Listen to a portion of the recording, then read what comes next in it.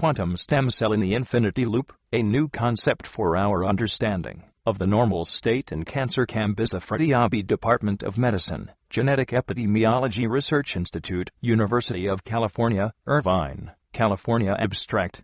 Problem statement: the scientific community is in need of more rigorous understanding of the mechanism of initiation of mitosis. The complete understanding of the initiation sequence may allow knowledge of the normal and disease states, including cancer. This understanding and knowledge would open the way for developing curative treatment of cancer. This article proposes a mechanism of initiation of mitosis based on preservation of maternal DNA and presents evidence in its support. Conclusion: this will be compared to the governing biology of the stem cell compartment. The implications for understanding and treatment of cancer will be described. Keywords: stem cell, cancer stem cell, histone code, apoptosis, microRNA, hypoxia. Introduction: cells in the stem cell compartment may be resistant to conventional therapies for cancer due to their differences in imprinting and gene expression, as an adaptation to survive in their unique hypoxic microenvironment. The genes that may have normally induced apoptosis in normoxic conditions may be silenced, or other anti-apoptotic genes may be overexpressed. Apoptotic gene expression patterns should be characterized in cancer cell lines in hypoxia, compared to normoxia, and compared to cancer stem cells. Given that the cells in the stem cell compartment have adaptively changed their imprinting pattern, they may be selectively susceptible to therapy, including plasmid constructs with pro-apoptotic genes linked to specific promoters more active in these target cells. Better characterization of the metabolic pathways induced by various treatments in cells in the stem cell compartment could lead to new therapeutic strategies. The attempts of the scientific society in the last several decades at understanding disease states have enjoyed an ever-increasing sophistication with the advent of new technologies. However, we have frequently continued to misunderstand the true state of the cell and the universal laws that govern its sheer existence. The main theme of this article is a new way of approaching the definition of the normal state. Currently, we are still in the dark as to what mechanism, trigger, the mitosis, or how a normal self thinks in this regard.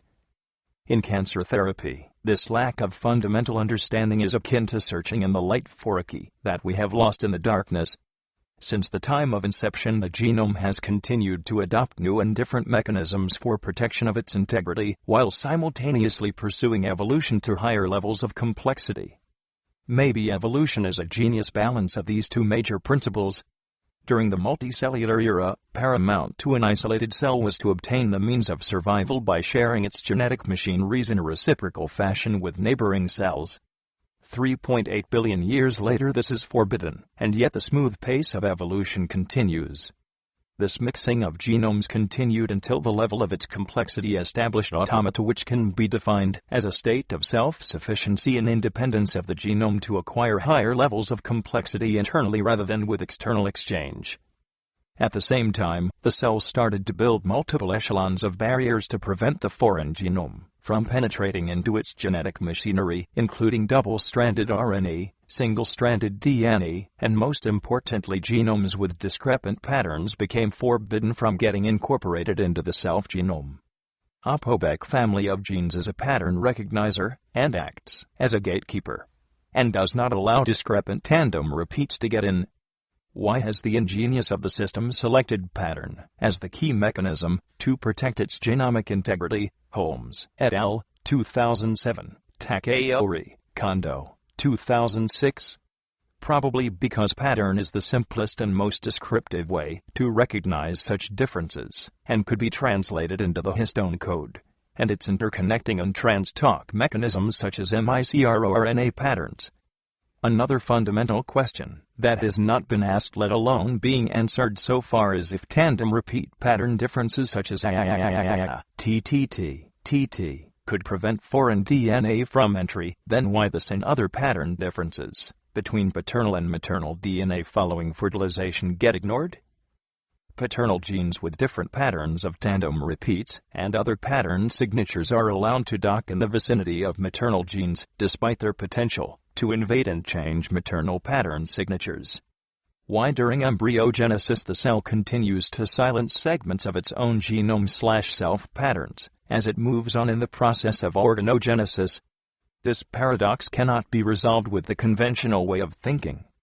One could arbitrarily define a pre-self-recognition era which is limited to the time interval taken by fertilization. I propose that despite the fact that these two totally different genomic signatures seem to have consolidated by creating a 2N chromosome cell, they continue to perceive the inherent differences in the patterns of their tandem repeats or other as yet unidentified sequences/signatures. This consolidation and yet separation is one way of defining the quantum way of thinking and acting of the cell. In quantum mechanics and Schrödinger's famous cat-in-the-box experiment, the cat is neither alive nor dead, though it is alive and dead at the same time.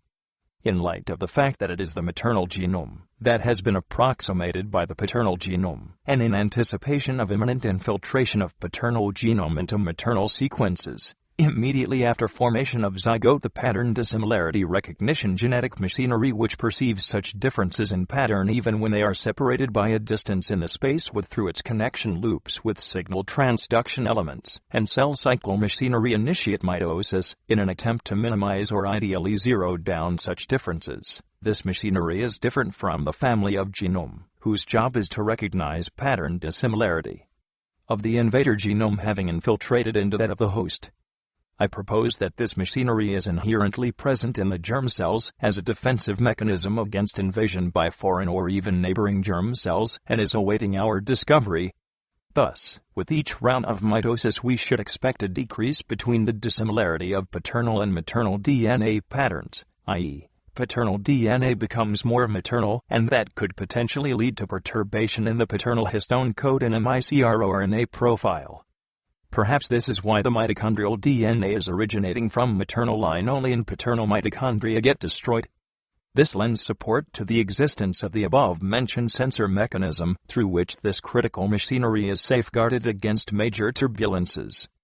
I predict that if we do single-cell DNA, microRNA, or histone code profiling of the mitochondria through multiple rounds of mitosis, we would either see no changes or infinitesimally small changes in these profiles, as mitochondrial DNA is not in conflict with that of foreign DNA. It is the maternal DNA itself, and it should indeed undergo mitosis by signals through the nucleus. If we isolate mitochondrial DNA, mitochondria, from the cell, it would be very difficult to imagine that they could initiate mitosis on their own. If the mechanism of initiation of mitosis is indeed the cell's attempt to minimize the difference between the paternal and maternal DNA patterns of tandem repeats and other signatures, i.e., making paternal DNA patterns more maternal, then one might imagine that the cells that are dormant in each organ should have the most maternal DNA patterns, up to the level of exhaustion of this mechanism. Those cells should have achieved this goal to the maximum capacity of the system. For that reason, I propose that the hyperplastic stem cell compartments are comprised of such cells which are well protected from invaders in their hypoxic environment. Only when minor perturbation in paternal DNA patterns in these cells make them less maternal as a result of ongoing manipulations by agents such as viruses or spontaneous mutations, they undergo mitosis to achieve minimization of such differences. If the mitosis were asymmetrical, it would replenish the transit-amplifying cells, TACS, which through multiple rounds of mitosis and finally differentiation lead to organogenesis. Thus, at the point of exhaustion of this mechanism, organogenesis happens. This defines the infinity loop in the sense that when and where one expects demise of the system through discontinuation of mitosis, that system would make a major leap towards organogenesis and maintenance of homeostasis. If mitosis of the stem cell follows symmetrical pathway, it would lead to restoration of the normal size of the population of the stem cell compartment. Again, stabilization of the system is achieved in the face of destabilizing events. Signals from the ACS and stem cell population sensor mechanisms should decide about symmetrical versus asymmetrical versus apoptosis or migration of stem cells to other organs and sites, including the peripheral blood or quiescence. One also could envision the incessant rounds of mitosis and pathological expansion of the stem cell compartment as a manifestation of an unfulfilled attempt to narrow the gap between maternal and paternal DNA patterns created by some ill genetic or environmental events. I propose that if we do single-cell microRNA or histone code profiling of cancer stem cells and compare them with such patterns of normal stem cells, we would find a more paternal pattern in cancer stem cells that would not dissipate and might indeed become more paternal as the process of malignancy advances to higher stages. A more fundamental question is the reason for the sheer presence of stem cell compartment in each organ. This is where we need to refer to the universal laws governing macrocosmos, which extend themselves into the microcosmos. By dissecting these principles, one could see major parallelism between them. The known universe has originated from zero geometry, infinitely hot and dense, Hawking's radiation, expanding to its very end, in no time in the form of bubbles. This has probably preceded the Big Bang and generation of about 300 small black holes per 1 light-year. There are certain areas connecting the bubbles where time and space do not exist, cosmic strings, through which one could traverse from one end to another in no time. The breakdown of symmetry has been proposed to have led to the formation of galaxies which in many universes have a central black hole. Some others do not have black holes in their center, because of Feynman's law, sum over histories. Some say that our known universe came into existence following collision of 2 massive black holes. The cell comes into existence following collision of 1 sperm and 1 ovum, fertilization, which contains highly dense and compact genetic material, 6 picograms of genetic material carrying 3 billion nucleotides, in 6 micrometer diameter. The massive pace of enlargement of embryo is also similar to the massive pace of expansion of the universe following its birth. The universe is old after the first 3 minutes, so is the human embryo after the first 3 months. The breakdown of symmetry leads to the formation of galaxies. The breakdown of symmetry of embryo also leads to the formation of organs. The stars die in 4 major ways: black hole, white dwarf, supernova, and neutron stars. The cell also dies in 4 major similar ways: apoptosis, senescence, necrosis, and autophagy. Henriquez, et al., 2008. Perhaps a creator has set a series of laws that act as the foundation of creation of universe, a universe that would lend itself to the formation of life based on the same fundamental laws and principles. It is the understanding and dissection of these laws that would enable us to understand the normal state in the bio-universe/the universe of living organisms, and that understanding would pave the way to understand the disease states including cancer. In case of cancer, our focus should be on mapping the microRNA and histone code profile of the cancer stem cell and comparing that with the same pattern of normal stem cell counterpart, and then decipher the mathematical difference and zero down that difference with gene delivery, microRNA delivery, or epigenetic modification methodologies. We should also re-examine the mechanism of our occasional success in examples like germ cell tumors and Hodgkin lymphoma. Most probably in these instances we are dealing with non-stem cell-like disorders such as uncontrolled proliferation of TACS. Understanding of the hypoxic environment in which the stem cell compartment resides is also of great significance in our final perception of biology of cancer and our design of treatment modalities. This environment has created a sanctuary site that the neighboring cells would not be able to penetrate. Brahimi, Horn, et al., 2007. Indeed, our misunderstanding of the depth of this concept can misguide us in our current design of related treatment modalities. We should not forget that the response of the stem cell compartment in hypoxia is totally different from that of the TACS. Today we can see that many groups are developing targeted therapies against HIF-mediated pathways including VEEGF, at Chen and Stacker, 2008, Kim et al., 2007. Indeed, many times we are targeting the TACS rather than the stem cell compartment, which naturally would not lead to cure. Current approaches might indeed promote further expansion of the stem cell compartment through time.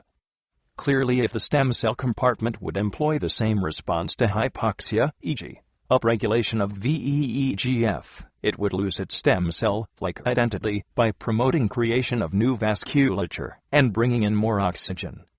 In this regard, we should reconsider our strategy. Again, one could see major resemblance between hypoxia as a strong barrier against penetration into the stem cell compartment and black holes and galaxies that are shielded by enormous gravity, so much so that whatever that gets into their event horizon would get annihilated. By the same token, any cell approaching the hypoxic environment of the stem cell would die of hypoxia. The TACs born out of the asymmetrical division of the stem cells are rapidly expelled into the normoxemic environment. The lack of major success in cell-mediated immunotherapy may be due to the fact that the most sophisticated cell delivery mechanisms available today would not survive in the hypoxic environment of the stem cell compartment. The chances for success in this regard would increase if the delivered cells could survive the hypoxia, i.e., would have stamina capability. It is also amazing that oxygen, on which life depends, electron transport system, has also been employed in the bio-universe to kill other forms of life, germs, which could potentially destroy the life of complex structures through superoxide and other mediators of the oxidative damage. Thus, oxygen is playing a wide spectrum of functions. At 21% it perpetuates life, at single-digit concentration it protects our stem cell compartment, and at superoxide level it protects us against invaders. We need to grasp a deeper understanding of the many faces of oxygen and its role in normal physiology and cancer, and employ those mechanisms towards generating new therapy. For example, if we could generate and propagate hypoxia-resistant cells, we could potentially shuttle them into the stem cell compartment, as mentioned above, or if we could deliver oxygen-generating machinery such as cyanobacteria into cancer stem cell compartment, we could hope that we could destroy them. We also need to develop a deeper understanding of the stem cell compartments based on the above general principles. These compartments are hyperplasic rather than plastic in nature. They not only govern the homeostasis of each organ, but also communicate with one another through inter-organ communication network and help keep the balance by replenishing one another's population deficiencies and insufficiencies. They connect between and among different universes of organs in a way similar to cosmic strings in the macrocosmos. That is why at times we could see that a hematopoietic stem cell is the source of lung cancer, and another time a patient with breast cancer could present with rectal mass and rectal bleeding. On occasion, the stem cells of the transplant recipient's donor organs such as liver could migrate to the recipient's lung and cause lung cancer, and at other times the stem cells from organ recipient's lung could lodge in the donor's organ such as kidney and lead to renal cell carcinoma. So by the token of these real-life examples, the conventional walls of wisdom would get tumbled and replaced by a quantum sense of understanding of the stem cell that resides in the infinity loop. By separating and engineering a hematopoietic stem cell, we could replenish any other organ's diseased stem cells, vice versa. We could now ask that as the laws that govern the microbiocosmos are the extension of the laws that govern the macrocosmos, with their rules of birth, evolution, and death being the same, where do the DNA damage and response mechanisms fall in this regard? Is there a parallel? We have learned that DNA can get damaged in 5 major pathways. 1. Oxidation. 2. Alkylation. 3. Radiation. 4. Mismatch. 5. Double-strand break. Altieri, et al., 2008, Hezra et al., 2007. In order to understand such similarities, we need to grasp an understanding of the dynamics of the birth engine of the macrocosmos, in which infinitely large number of universes are constantly being born, of which our known universe is only one. One might immediately get reminded of collision of matter and antimatter galaxies, and the ensuing massive outburst of energy, as a kind of mismatch. Under the blueprint of the above principles, we should start to ask ourselves what the real meaning and mechanisms leading to point mutations, amplifications, translocations, deletions, insertions, monosomies, hyperploidies, aneuploidies are, and what are the stem cell compartments, and on occasion TACs, transit amplifying cells, trying to achieve by evolving into such anomalies. As the stem cell compartments are made of cells whose paternal signatures are the most maternal to the maximum capability and the limit of exhaustion of the system, any perturbation that could make the stem-like cell paternal signature less maternal or more dangerously so maternal signature more paternal could, based on the specificities of those circumstances and inciting agents, lead to one or more than one of the above-mentioned aberrancies in an attempt to reverse the situation back to baseline. In other words, these anomalies are constructed and employed by the stem cell compartments to close the generated gap by the inner mechanisms and return to baseline. Many times the stem cell compartment could achieve its goal, except for the disease states that show up on clinical grounds, which probably are exceptional examples of failure. That is why we frequently see that certain malignancies are associated with specific aberrancies, e.g., inversion of chromosome 16 in ML, M4, 9, 22 translocation in CML, and Philadelphia et al., Kovalerchik et al., 2008.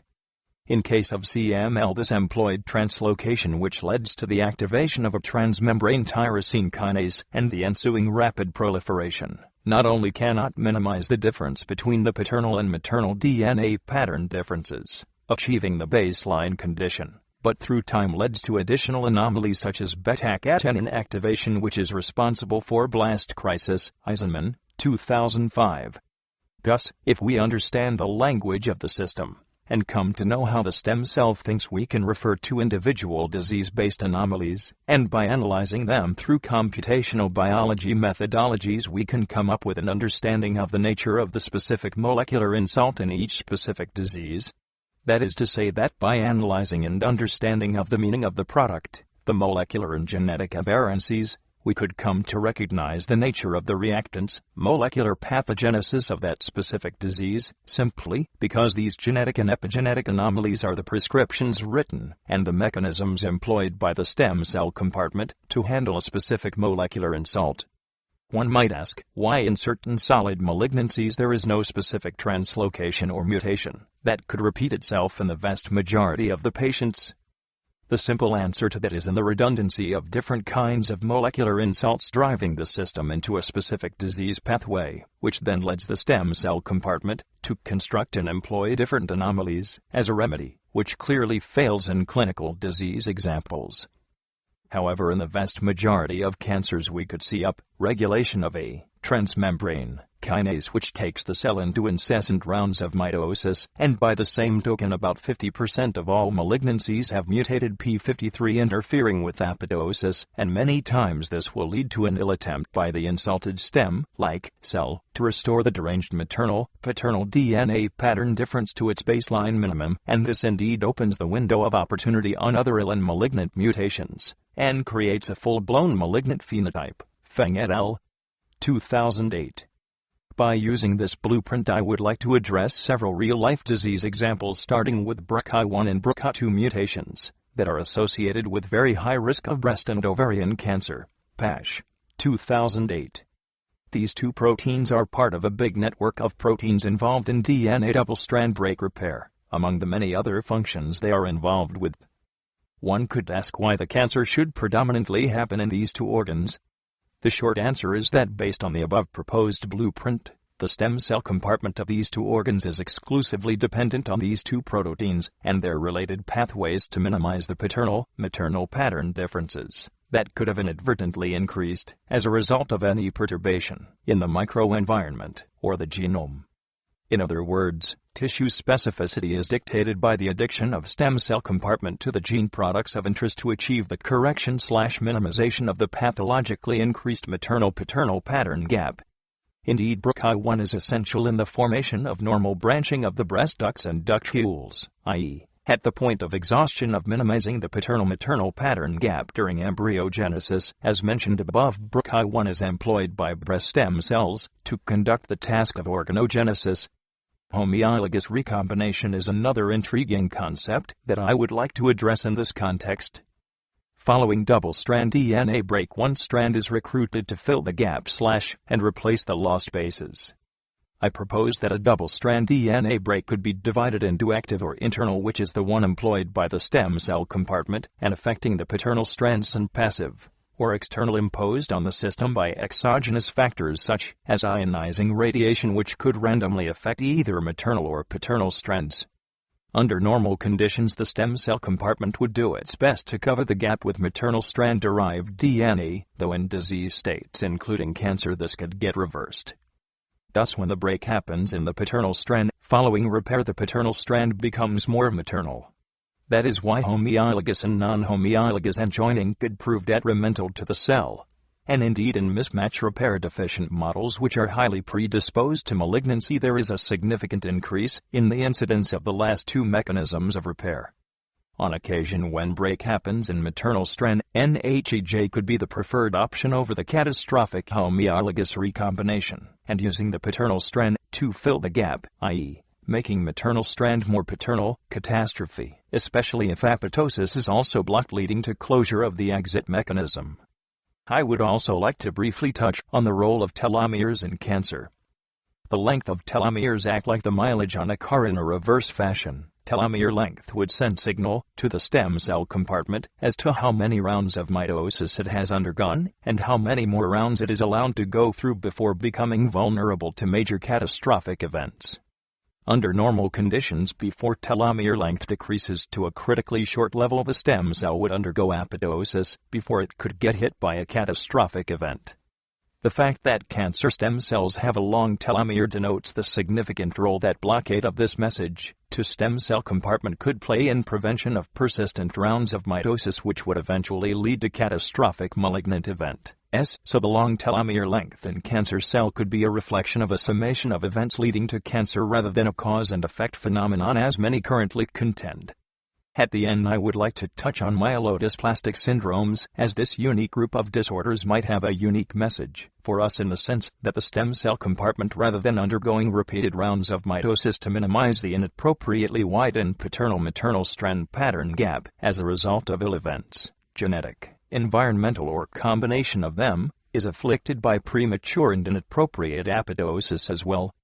This deprives the MDS stem cells of the opportunity to achieve that goal, and because of increase in apoptosis rate of TACS, the stem cells are pushed back into perpetuation of their immature/blast-like phenotype, and further asymmetrical division, and through time would outnumber the other cell types in the bone marrow, and whatever other number of genetic lesions get employed by stem cell compartment to overcome this problem would only make things worse, and eventually take the stem cell compartment into a full-blown leukemic phase. The fact that IMiDs would reverse the cytogenetic abnormality and the disease process as well in almost half of the 5q, or deleted plus/other accompanying complex cytogenetic abnormalities, strongly point towards the microenvironment aberrancies as the source of the problem in those specific patients. This lends support to the proposed blueprint, in the sense that if we hit the right target, the diseased clone would vanish, and normal phenotype will replace the diseased one. Conclusion: we need to move fast and prove the validity of this blueprint by single-cell microRNA and histone code profiling of embryonic stem cells during different phases of embryogenesis and compare them with that of the paternal and maternal related patterns. We also need to generate the same blueprint of cancer stem cells and create mathematical models for these differences, and by using nanotechnology deliver/correct the pattern signature differences for each malignancy. Addressing different disease states with that kind of understanding would enable us to open an unprecedented window of opportunity to cure cancer as well as other pathological conditions, and design new prevention and treatment modalities